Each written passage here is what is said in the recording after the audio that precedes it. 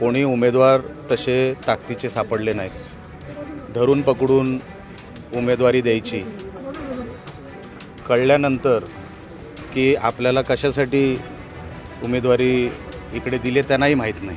अजून वाढतील त्या। काय झालं आहे,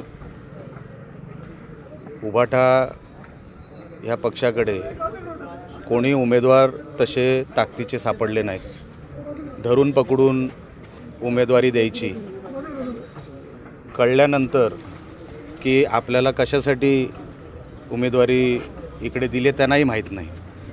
अशा परिस्थितीमध्ये ते फॉर्म मागे घ्यायच्या प्रक्रियेत गेले आणि त्यांना माहिती आहे विकास कोण करू शकतो, डेव्हलपमेंट कोण करू शकतो, पैसा कोण आणू शकतो पंचकृषीत, जिल्हा परिषदेमध्ये, आणि म्हणून ते आपल्याकडे वळतात। कुठेही आम्ही कोणाला जबरदस्तीने किंवा कोणाला फोन करून की आमच्याकडे या असं एकही उदाहरण तुम्हाला भेटणार नाही। स्वतः स्वखुशीने जर कोण येत असेल तर त्यांना आम्ही थांबवणार कसं? आणि मुळातच ते उभाटाचे नाहीत। तुम्हाला गैरसमज ते करून देत आहेत की उभाटाने फॉर्म भरला आहे, खरं त्यांना धरून पकडून भरलं गेलं आहे। आता ते अजून 48 तास आहेत, उद्याचा दिवस कदाचित सुट्टी आहे, शेवटच्या दिवशी आपल्याला कळेल की अजून भरपूर लोक आहेत उभाटाने त्यांना काहीतरी सांगून तिकडे फॉर्म भरायला लावलेत, त्यांच्याकडे कार्यकर्ते राहिले नाहीत, त्यांच्याकडे आता उमेदवार राहिलेले नाहीत, अशी अवस्था झाली त्यांची। अजून एक कोकीसरीची जागा बिनविरोध होण्याची शक्यता आहे। किती मी तुम्हाला म्हटलं बघा, स्वखुशीने जे येतील ते येतील। आम्ही महायुतीमध्ये ही निवडणूक लढवतो आहे, त्या विश्वासावर हे कार्यकर्ते असतील, उमेदवार असतील, विरोधी गटातले, मी तुम्हाला मुळात सांगतो ते उभाटाचे पण नाहीत, त्यांना धरून पकडून तिकडे उमेदवारी दिलेली आहे। अशा परिस्थितीमध्ये ते बाहेर पडणारच त्यांना अडचणीत टाकल्यानंतर, लक्षात आलं। म्हणून हा आकडा कितीवर जाईल हे काय आज सांगता येणार नाही। तुमच्या नेतृत्वाखाली आज महत्त्वपूर्ण महायुतीची बैठक झाली। सकाळी पालकमंत्री स्वतः होते, नितेश राणे, आणि त्यांनी या बैठकीची सुरुवात करून दिली। मी होतो, सन्माननीय प्रभाकर सावंत साहेब होते, आणि काही सामंत साहेब होते, दत्ता सामंत साहेब। आम्ही सगळे मिळून ह्या निर्णयावर आलो आहे की आपण ह्या सगळ्या जागा पैकीच्या पैकी जिंकू शकतो आणि एक चांगला विकासाचं मॉडेल जिल्हा परिषदच्या माध्यमातून आपण जनतेला देऊ शकतो।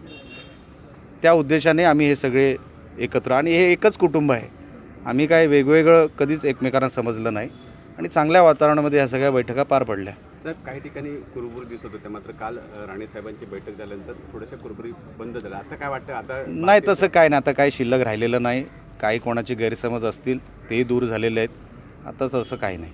साहेब, एकाच एक लढती पाहायला मिळतील का? अजून 4 दिवस शिल्लक आहेत, जे काही नाराज आहेत त्यांची नाराजी दूर करण्याचा प्रयत्न करणार आहात का? ते सगळं प्रोसिजर चालूच आहे, ते होणार सगळं।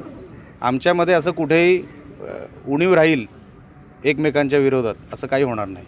साहेब, तब्बल 97पासून राणे साहेबांच्या ताब्यात जिल्हा परिषद आहेत, काय अजेंडा आणि व्हिजन घेऊन पुन्हा मैदानात उतरलात तुम्ही? बघा, मागचे 27 वर्ष जिल्हा परिषद, म्हणजे आता भरपूर वर्ष, 7-8 वर्ष निवडणुकाच झाल्या नाहीत, पण 27 वर्ष पारदर्शक कारभार देण्याचं काम राणेसाहेबांच्या नेतृत्वात झालं। एकही भ्रष्टाचाराचा आरोप मागच्या 27 वर्षामध्ये ह्या जिल्हा परिषदवर कोण ठेवू शकलं नाही, तसाच पारदर्शक कारभार। आणि आता पालकमंत्री, खासदार, सत्तेमधले सगळे आमदार हे आता जिल्हा परिषद, आणि जिल्हा परिषदला कुठे पैसे कमी पडता कामा नाही। अनेक ग्रामीण भागातले हेड आहेत जे अनेक वर्ष आम्ही जे काही बघत होतो की ते वंचित राहिले होते ह्या मागच्या 7-8 वर्षामध्ये, ते बॅकलॉग भरून काढायचं काम आम्ही, कारण का प्रशासन असल्यामुळे 7-8 वर्ष एक काही प्रमाणामध्ये बॅकलॉग तयार झाला आहे, तो आम्हाला तिथून काढायचा आहे। आणि नवीन योजना, अनेक योजना जिल्हा परिषद माध्यमातून आम्ही देऊ शकतो। ही एक महत्त्वाची बॉडी आहे जिल्ह्यातली, आणि माझा असं समज आहे की सर्वात महत्त्वाची बॉडी कुठली जर जिल्हा असेल तर ती जिल्हा परिषद आहे। आणि अशा जिल्हा परिषदची ही निवडणूक असल्यामुळे आम्ही जाणीवपूर्वक ह्या गोष्टीला लक्ष देऊन आहोत की आपल्याला उद्या जिल्ह्यामध्ये जे काय आपल्याला विकासाचं मॉडेल तयार करायचं आहे ते सगळ्या, कुठेही हेडखाली पैसे कमी पडता कामा नाही, पारदर्शक कारभार झाला पाहिजे, आणि नाविन्यपूर्ण काहीतरी योजना, नाविन्यपूर्ण काहीतरी स्कीम जिल्हा परिषदमधून बाहेर पडाव्यात। कारण का आपल्याला आठवत असेल तेव्हा जो कृषी मेळावा वगैरे व्हायचा तो सन्मान्य राणे साहेबांनी तेव्हा जिल्हा परिषदच्या माध्यमातून सुरू केला होता।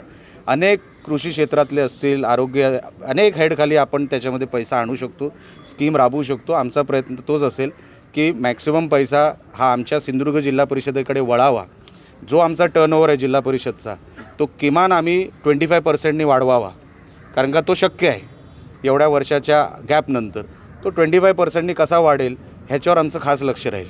साहेब, मुंबईसह 25-26 ठिकाणी महायुतीचे महापौर बसत आहेत आणि डोंबिवलीमध्ये राजसाहेबांनी तुम्हाला पाठिंबा दिला आहे. ते आता त्या वेळेला ज्या स्थानिक पातळीवरचे जे नेते आहेत, स्थानिक नेते जे आहेत ते निर्णय घेत असतात.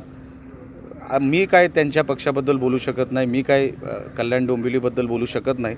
पण आमचे नेते आहेत, त्यांनी जो डिसिजन घेतला आहे तो योग्यच घेतला असेल.